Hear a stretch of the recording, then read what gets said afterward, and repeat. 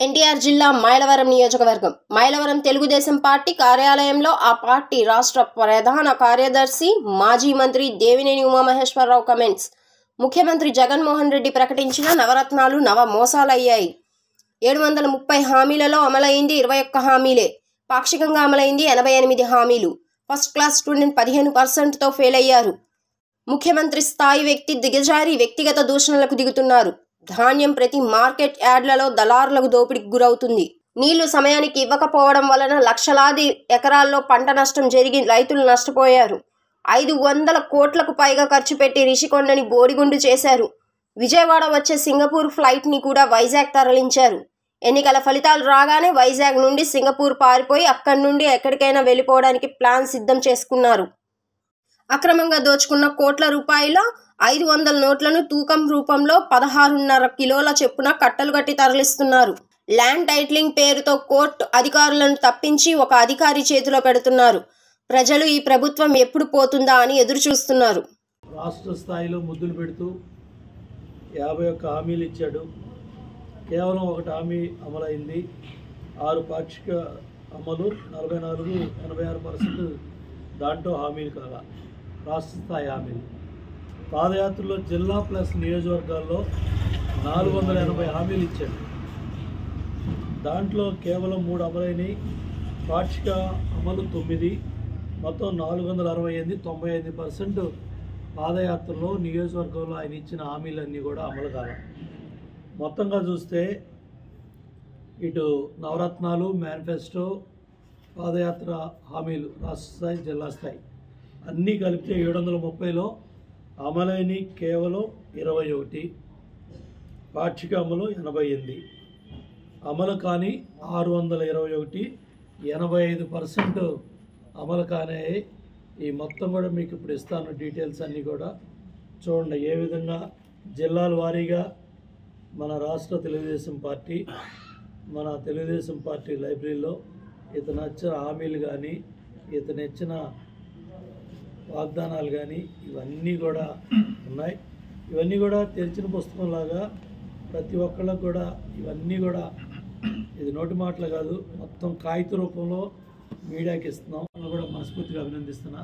ఎందుకంటే పేదవాళ్ళ పక్షాలు నిలబడి ప్రభుత్వం కళ్ళు తెరిపించడానికి వాళ్ళు కూడా మరి తెలుగుదేశం పార్టీ, మిగతా రాజకీయ పక్షాలు, వామపక్షాలు అందరూ కూడా వాళ్ళ మద్దతు తెలుపుతున్నారు. కాబట్టి ఇవాళ పారిశుద్ధ్య కార్మికులు కరోనా భయపెడతా ఉంటే ఒక పక్కన, రెండో పక్కన పారిశుద్ధ్య కార్మికులు సమస్యను పరిష్కారం చేయకుండా ప్రభుత్వం ఎంత మూర్ఖంగా ఉందంటే ప్రజల ఆరోగ్యం పట్ల నీకేమాత్రం చిత్తశుద్ధి ఉంది? ఇవాళ దగ్గు వచ్చినా, తుమ్ము వచ్చినా, జ్వరం వచ్చినా, తలనొప్పి వచ్చినా భయపడిపోతున్నారు. హాస్పిటల్కి వెళ్తే లక్షల రూపాయలు ఖర్చు అవుతున్నాయి. ఆరోగ్యశ్రీని అనారోగ్యశ్రీ చేసావు. వాళ్ళు కూడా రోడ్డెక్కి హాస్పిటల్స్ కూడా మేము ఆరోగ్యశ్రీని అమలు చేయలేమంటున్నారు. సర్వశిక్ష అభియాన్ వాళ్ళు రోడ్డు ఎక్కారు. నీ వాలంటీర్ సైన్యం నోటీస్ ఇచ్చి కొన్ని జిల్లాల్లో వాళ్ళు కూడా రోడ్డు ఎక్కారు. ఏ వర్గం, ఏ ప్రాంతం అందరినీ కూడా గుండు కొట్టించేశాడు. ఈ మతం అని లేదు, ఈ కులం అని లేదు, ఆ వర్గం అని లేదు, అన్ని వర్గాలకి గుండు కొట్టించి ఈరోజు మొత్తాన్ని కూడా ప్రజలు ఈ ప్రభుత్వం ఎప్పుడు పోతుందా, ఈ దరిద్రం ఎప్పుడు వదిలిపోద్దా, ఈ రాష్ట్రాన్ని అన్ని విధాలు సర్వనాశనం చేసి గంజాయి వేసి స్వైర విహారం చేస్తూ ఉంది. నాసిరకం మద్యం వేల మంది ప్రాణాలు తీస్తూ ఉంది. ఆ మద్యం తాగిన వాళ్ళు ఈ లివర్ దెబ్బతిని, గుండెలు దెబ్బతిని, కిడ్నీస్ దెబ్బతిని ఎన్ని ప్రాణాలు, ఎన్ని కుటుంబాలు గాల్లో పూర్తయింది. ఇవాళ ఇరిగేషన్ మంత్రి ఉన్నాడో లేడో కూడా తెలియట్లేదు. వ్యవసాయ శాఖ మంత్రి ఏమయ్యాడో కూడా తెలియట్లేదు. ఇవాళ తుఫాను ప్రభావం వల్ల పంటలు దెబ్బతిన్నాయి. భారీ వర్షాలు, ఇబ్బందులు. కేంద్ర బృందం వచ్చింది, వెళ్ళింది. ప్రధానమంత్రికి వెళ్ళి రిప్రజెంటేషన్ ఇచ్చి వచ్చావా? కేంద్ర మంత్రులను కలిసావా? కేంద్ర బృందం ఎంత డబ్బు అడిగావు? వాళ్ళు ఎంత ఇస్తా అన్నారు? ఎంత ఇచ్చారు? అసలు ఉన్న నిధులు ఏం ఖర్చు పెట్టావు? పనులు తిరగేయటానికి కూడా తెలుగుదేశం ప్రభుత్వం డబ్బులు ఇచ్చింది. పనులు మళ్ళీ నూర్పిడి అయిన తర్వాత తడిసిన రంగు మారిన మొలకెత్తిన ధాన్యాన్ని మద్దతు ధర ఇచ్చి కొనుగోలు చేసి ఇవాళ ఇష్టారాజ్యంగా పన్ని కుక్కల్లాగా దోపిడీ చేస్తున్నారు దళారులు. 800, 1000, 1200 వాళ్ళు ఇష్టం వచ్చినట్టు కొట్టుకెళ్ళిపోతున్నారు. 1650 రూపాయలు రావాల్సిన ధాన్యం బస్తా అడ్డగోలు దోపిడీకి గురవుతుంది. పత్తి మార్కెట్ యార్డుల్లో దోపిడీకి గురవుతుంది. తక్కువ రేట్లు కొంటా ఉన్నారు. అడిగేవాళ్ళు లేడు, చెప్పేవాళ్ళు లేడు, సమాధానాలు లేవు. ఇవాళ నాగార్జున సాగర్ నీళ్ళు ఇవ్వలేకపోయారు.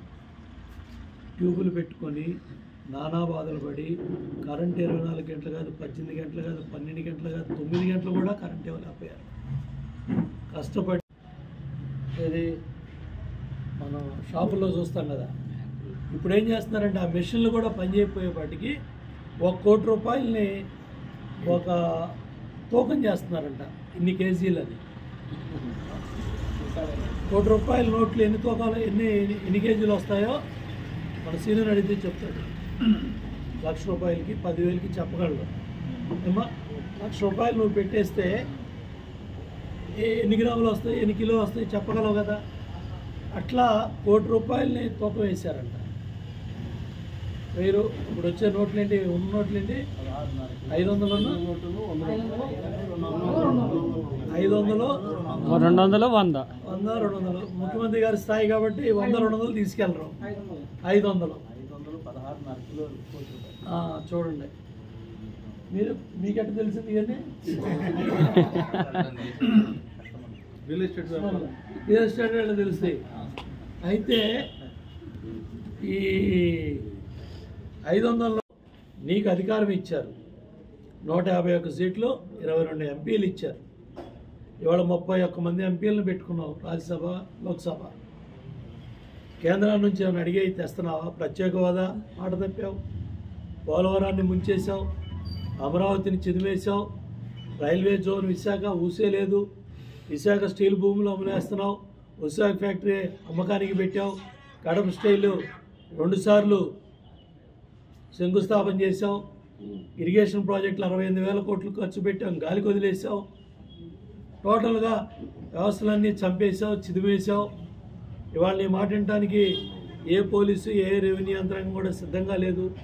ఈ చివరికి మన అయ్యలో, మన తాతలో, ముత్తాతలు ఇచ్చిన పట్టాదారు పాస్ పుస్తకాలని 9 ఫోటోలు జగన్మోహన్ రెడ్డి, 9 ఫోటోలు జగన్మోహన్ రెడ్డి, 2 ఫోటోలు రైతులు. బస్ మొన్న దుగ్గిరాలపాడు వెళ్ళాను. పక్కనే వెర్లపాడు మండలంలో భూమి ఉంది.